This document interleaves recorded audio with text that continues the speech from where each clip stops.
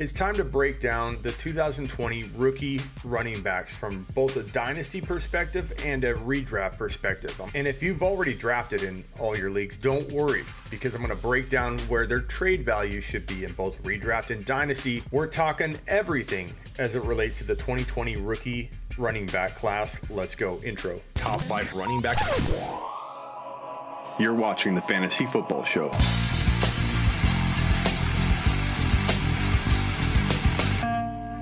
Smitty, take a lap. For those of you new to the channel, I'm in a temporary studio space right now as the studio is built right behind me, behind this brick wall.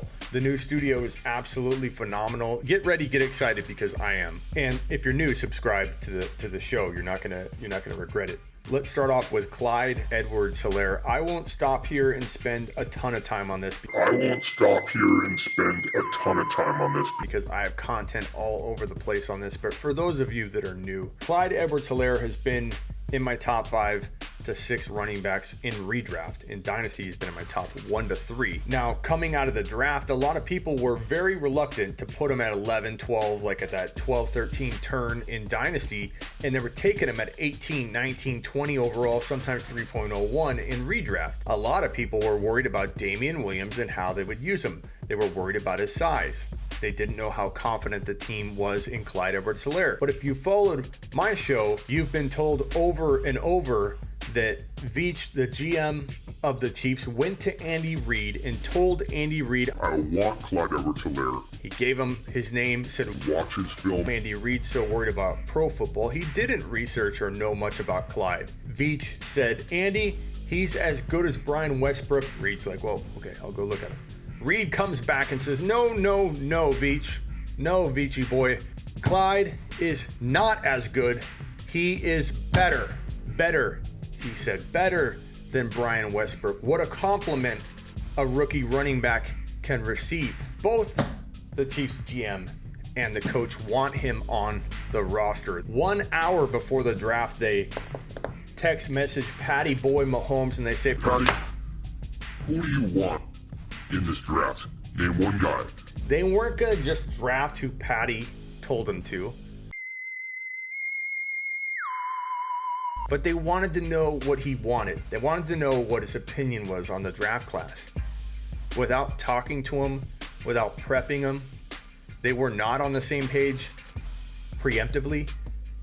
Patty Mahomes said, Clyde. All 3 of them were on the same page. All 3 of them are currently on the same page. And that's just talking. I'm only talking about where he fits in the eyes of the organization, the hierarchy, and the coaching staff. That's all I've touched on. You already know where he fits in their plans and how much they want him there. I haven't even talked about his talent, which is off the charts, which is he is the best lateral moving running back already in the NFL. And yeah, I know you're going to say, Smitty, you can't say that. He hasn't taken a snap. Well, let me tell you something. I'm saying it now. It's my show. I'll say what I want. And I think I have a little track record to be able to back up that kind of bold statement. Clyde Edwards-Helaire is already the best left to right moving running back in the NFL. Woo! Clyde Edwards-Helaire is the best running back in this 2020 draft class for navigating open spaces and gaps. Wow. Clyde Edwards-Helaire played with the best college football quarterback in the nation and is now transferred over to playing under the best quarterback in the NFL. He was in the best offense in college football. He's now in the best offense in the NFL. Clyde Edwards-Helaire is a wizard in open space. He makes the best decisions on his own as to what direction and what gap to take when he's running the football on the fly. And Clyde Edwards-Helaire couldn't be in a more spread out attack that's catered to his instinct and skill set. Clyde Edwards-Helaire will find open space after open space as he navigates through space with his micro movement ability that's unmatched in the NFL. He takes each phase of his run one step at a time. He navigates like a magnet to the open space on the field. 1 or 2 players come at him. He shakes and bakes left and right. The player slides off him because of his low center of gravity. You cannot knock this man down. If you don't get a direct hit on him, he's not falling over. He's Maurice Jones-Drew, Ray Rice reincarnated. And when you roll off this man, he micro movements his way into another open space and gap and does the same thing. Rinse and repeat all the way down the field until he's in the end zone. Oh, but Smitty, he's not the fastest guy. He doesn't need to be the fastest guy. Lev Bell used patience, left to right movement, picking his spots like a football genius. That was Lev Bell. This is no different. You don't need the breakaway speed that a lot of people say that Clyde is lacking. Clyde is plenty fast. And Clyde didn't have an easy schedule. Clyde ran circles around the best defensive players in college football. The same guys that got drafted in the first round with Clyde Edwards-Helaire. Yeah, Clyde was the only first round running back drafted. And on a regular basis, he ran circles around these elite defensive players that were drafted in the first and second round in the 2020 NFL draft class. Clyde is tested. Clyde is proven. Clyde is not a 900-yard rusher. As much as I love Kamara, he's not Kamara. Clyde is a 1,400-yard rusher in the NFL. I don't care if he's built differently. MJD was built differently. Ray Rice was built differently.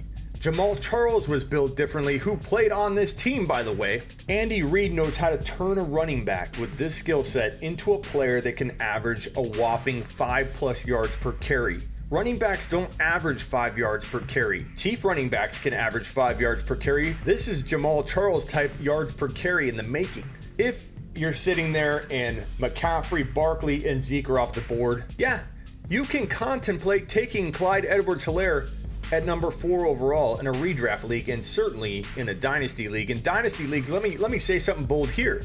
And I don't know why jaws drop when I say this, but Clyde Edwards-Helaire is going to be in the mix on a rotation. Maybe he won't be the consensus number 1, but he will be picked at 1.01 in 2021 drafts. It could be like where McCaffrey's the consensus this year, but Barkley sprinkled into the 1.1 every 5th or 6th draft. That's what I think will happen to Clyde. I think at the very least, Clyde will be like that rotational 1.1 pick. Barkley, I predict to be the 1.1 on the regular, and Clyde to be sprinkled in as the occasional 1.1 for people that have the balls to predict the future and that Clyde could be that good in 2021. Look, this won't be surprising in week 10, week 12, week 14. We can look back on this and be like, damn, when we get to 2021 or we start sniffing 2021 mock drafting, which we do hella early here on the Fantasy Football Show. We're going to do that in November and December, getting ready for 2021. Don't like it too early? Then I may not be the show for you.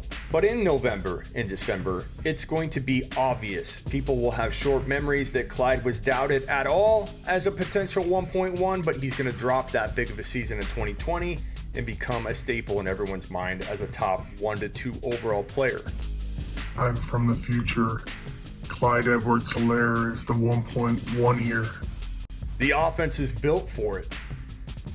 There could not be a better, more perfect fit between player and situation. And I venture to say that we won't see a better fit for a running back and a team in the next 10, 15 years.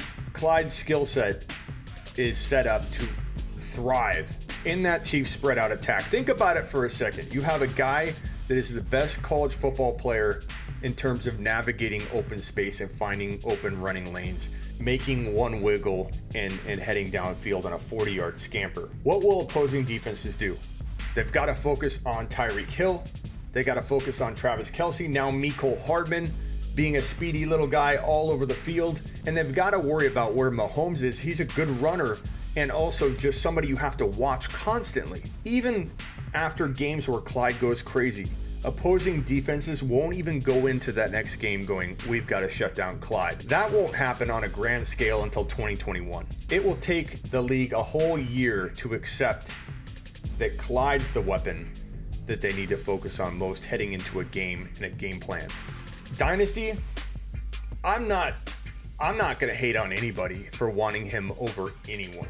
And if you want a dynasty that's going to dominate everyone for a handful of years, half of it being a decade with Mahomes, the other half being with Clyde, yeah, stack them both on the same team, baby. Probably the most lengthy evaluation I'm going to give here, but the easiest one because he's top 5 across the board. My number 2 running back is Jonathan Taylor. Now, I like Jonathan Taylor a lot more every single day. And it's not because I felt like I was wrong about him. I feel like he's going in the right value range right now. We're seeing enough momentum. We're seeing enough talk and beat writers talking about this guy getting about half of the work maybe in week 1 or 2. And that's a heavy workload considering he's facing 2 running backs in Marlon Mack and Hines who have a good grip on the offense, facing both of those guys in competition and still being lined up for probably half of the work on the ground, not through the air yet. That's a good thing. And some people were drafting him really early in redraft. Now he's falling in that 4th round range, and I like him there. I think Taylor can, even on a disappointing start, and disappointing would be that he doesn't get a grip of work. He gets like 40% of the work, even if he starts the year off with that workload, but finishes strong. He will earn his 4th round ADP very, very easily if he gets unleashed in week 3 or 4 or 5. And I think his talent is so good, his talent will survive this. His talent will win out. You'll be looking at a potential steal the draft if you get him at 4th round value.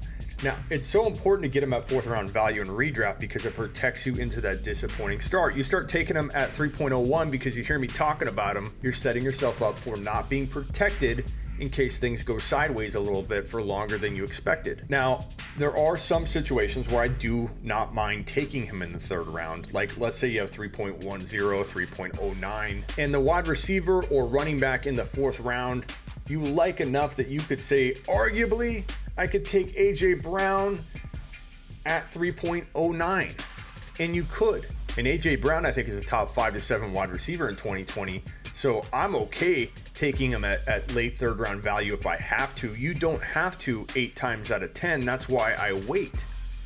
But if his ADP climbed to 3.07, 3.08, I'd pay it every single time. Like Godwin, where Godwin climbed from like the 6th to 7th round range in January when I called him a breakout at 6-7 round value.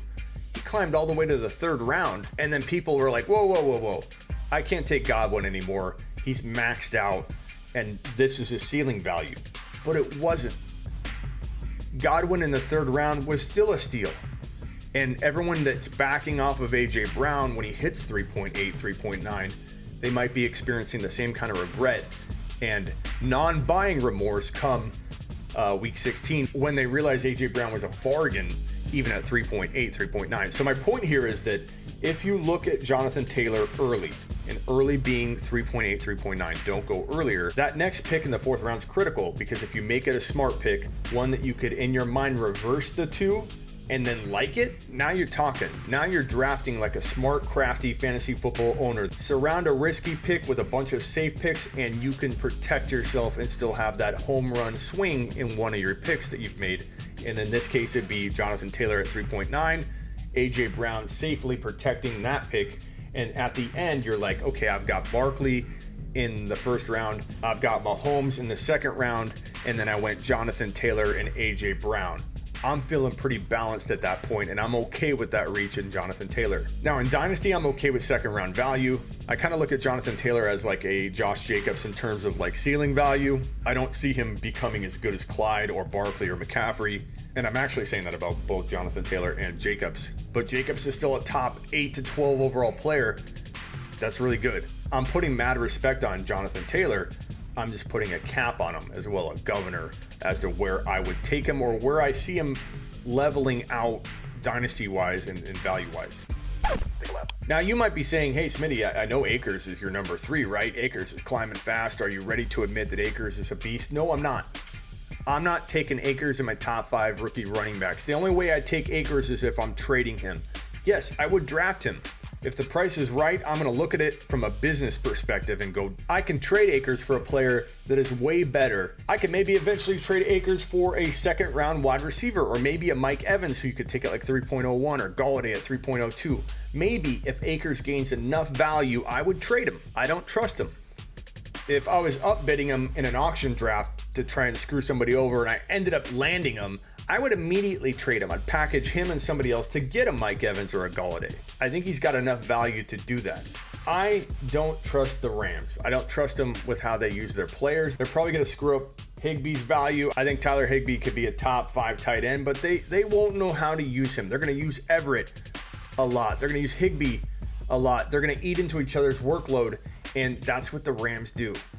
They misused Darrell Henderson, they misused Todd Gurley, or they lied about his knee. Either way, that's not good. We can't trust that Rams coaching staff with what they say at all. If they tell you AKERS is going to start week 1 right now, are you really going to believe them? They said Darrell Henderson would get 10 touches a game right out of the gate in 2020.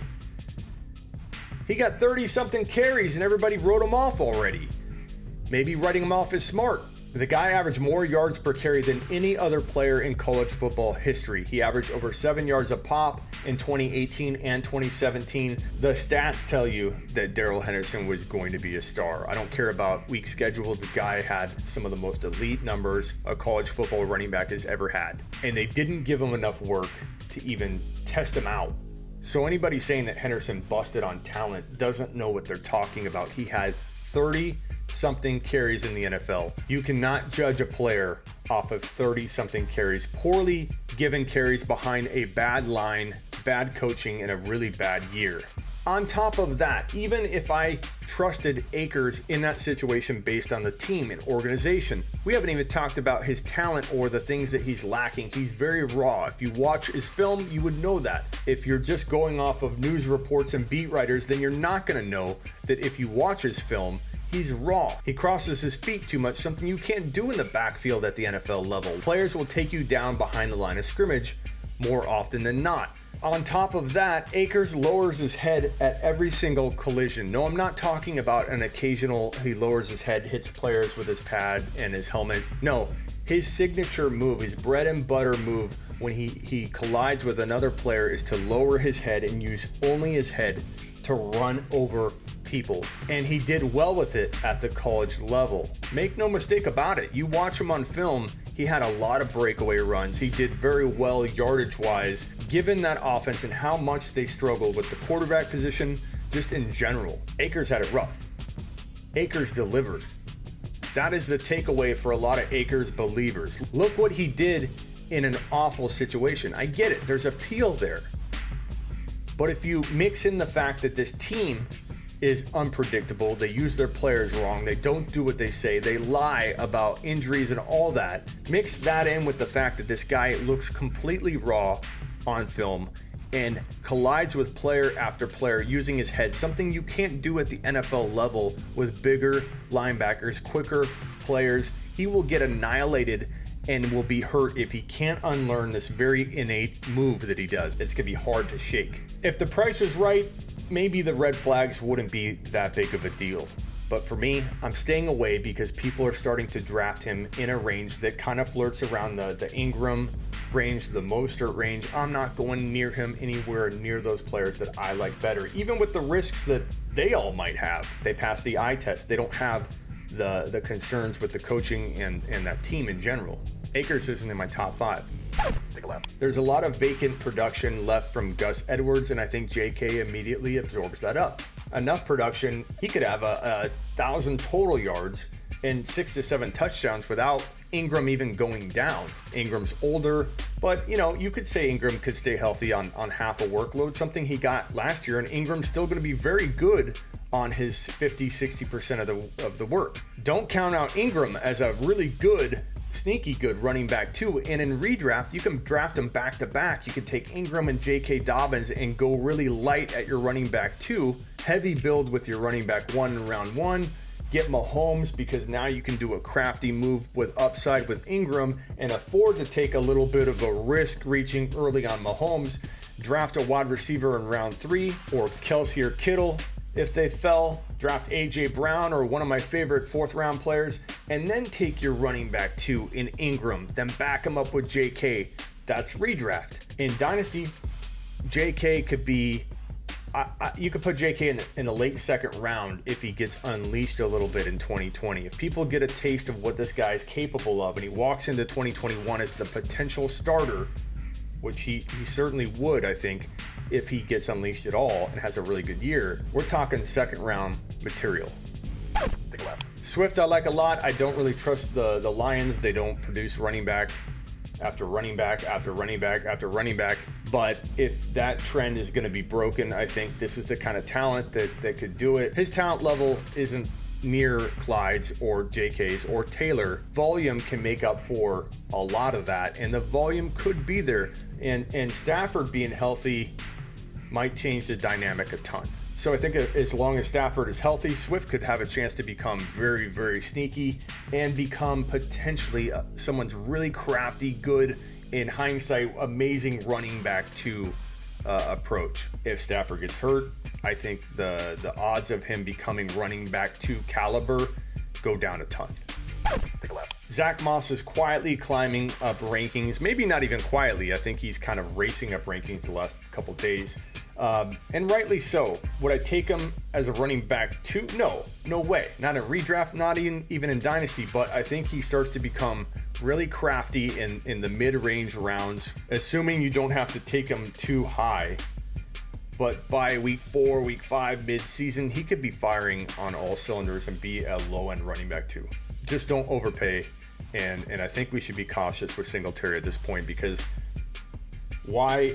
He's already being talked about as he could lose the job if he fumbles too much, and there's a lot of doubt already being casted around a guy I really like. I like Singletary a lot, but sometimes situations are too powerful for a player to overcome, and I'm starting to get the feel that Singletary could fall into that category of disappointment. He may not, and I love him. I'm rooting for him. At the right value, I'll buy back in, because Singletary's that talented. That offense is going to be set up to make one running back look really good.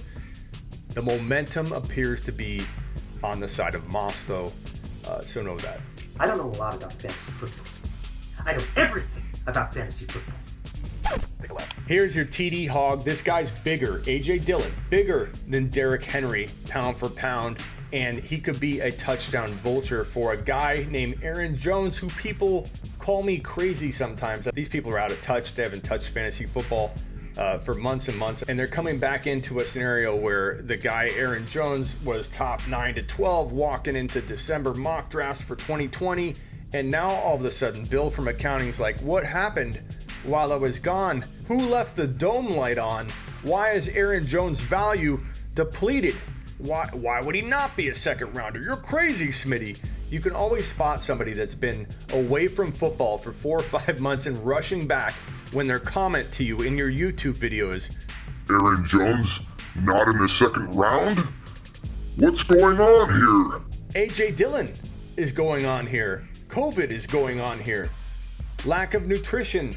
Probably not in the best shape of his life like he was in 2019. No analyst was higher on record that I can find on Aaron Jones in 2019 than I was. He was in my top 7 bold predictions because he walked into 2019 completely fit. He had nutrition on lock. He was ripped and ready to go.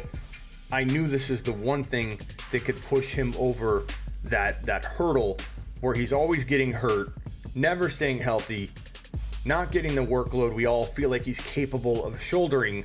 And it was the year for Aaron Jones. And the crazy part is, even after a 19 TD season where he's fed that much, he only had 1084 on the ground. We probably won't see a better year for Aaron Jones, and he only got 1084 on the ground. And A.J. Dillon, a touchdown specialist, is gonna infiltrate his only bread and butter category of touchdowns, which was 19 in 2019. Pure regression would put that, I would guess, at like 10, 11, 12. Add in A.J. Dillon, Aaron Jones might not score even 7 or 8 touchdowns in 2020 if he stays healthy, which he might not, because he's notorious for getting hurt, and I don't know what kind of shape he's in. I don't know if he's eating an In-N-Out every other day. We don't know what's going on with Aaron Jones, so you need to avoid him. He needs to be avoided to the degree of a 3rd round pick at the very, very earliest, and you need to cuff A.J. Dillon. And A.J. Dillon has amazing standalone value all on his own, because he could get in there at some point if Aaron Jones gets hurt. Imagine A.J. Dillon, a bigger guy than Henry, getting into that Green Bay attack and scoring 10 touchdowns on 5 or 6 starts. He could do that. A.J. Dillon could do that. Is A.J. Dillon going to be a dynasty running back? No, not at his size, but a guy that big filling in for 5, 6, 7 games could thrive in that short window of time. Then you sell high in dynasty, and around we go.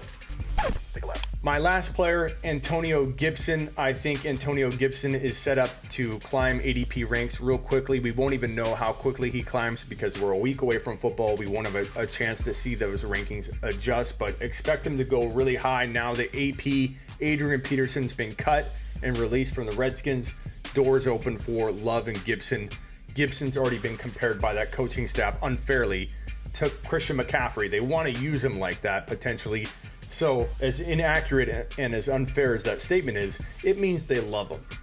And that's all you need to know. And if you can get him as your running back 3 or flex play, you might have yourself a breakout on your hands and a guy that can win you a league if he gets in there and produces even high-end running back 2 numbers. Let's cap the excitement there and hope for the best. There you have it, my rookie running back breakdown from a redraft and dynasty perspective. I hope you enjoyed that. Subscribe if you're new. Get on over to Hey Smitty and book me for your draft if you've got a final draft here this week. And make sure you get all my bold predictions, rankings, everything. My start bench advice for week 1 at sleeperu.com. Later. Sleep. You. Learn about it. Woo! Top 5 running back. You're watching the Fantasy Football Show.